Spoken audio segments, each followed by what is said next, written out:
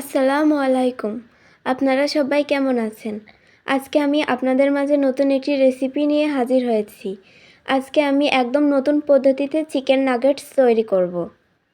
Chicken nuggets তৈরি করতে এখানে আমি চিকেনগুলো পাতলা স্লাইস করে কেটে নিয়েছি।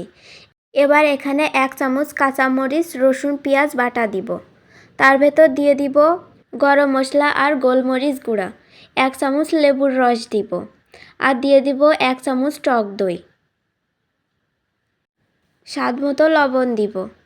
এবার সব কিছু চামচের সাহায্যে ভালোভাবে মাখিয়ে নিতে হবে।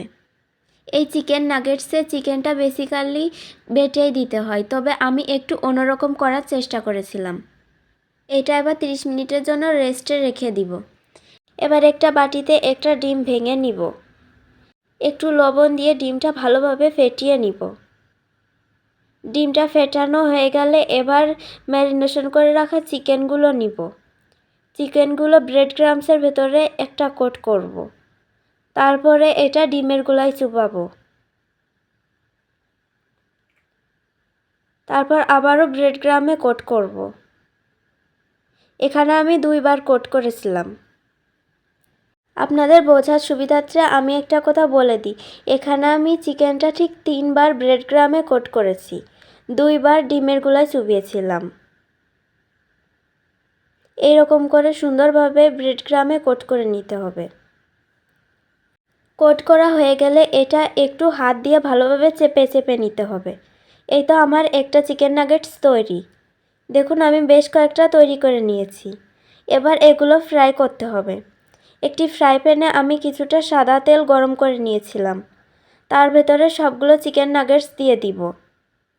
এগুলোকে বেশ কিছুক্ষণ ধরে উল্টে পাল্টে ভেজে নিতে হবে। ভেতরে চিকেনগুলো যাতে ভালোভাবে সেদ্ধ হয়ে যায় তার জন্য চুলার আঁচ আমি একদম লো রেখেছিলাম। একদম অল্প আঁচে চিকেন নাগেটসগুলো আমি 5 মিনিট মতো ফ্রাই করে নিয়েছিলাম। বেশ কিছুক্ষণ নেড়েচেড়ে নেওয়ার পর চিকেন নাগেটসগুলো একদম মন মতো একটা কালার চলে আসবে। আপনারা এরকম আরও নতুন নতুন রেসিপি পেতে চাইলে আমাদের ভিডিওর কমেন্ট বক্সে কমেন্ট করে জানাবেন।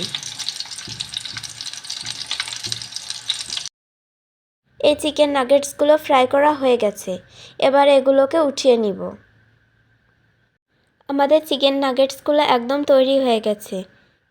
এরকম আরও রেসিপি পেতে চাইলে আমাদের চ্যানেলটিকে সাবস্ক্রাইব করে আমাদের পাশে থাকবেন। আপনাদেরকে একটি চিকেন নাগেটস ভেঙে দেখাই এগুলোর ভেতরে ঠিক কতটা সফট হয়েছে। ভেতরে চিকেনটাও একদম পুরোপুরি কুকড হয়ে গেছে। এগুলো দেখতে যতটা লোভনীয় হয়েছে খেতেও ঠিক ততটাই সুস্বাদু হয়েছে।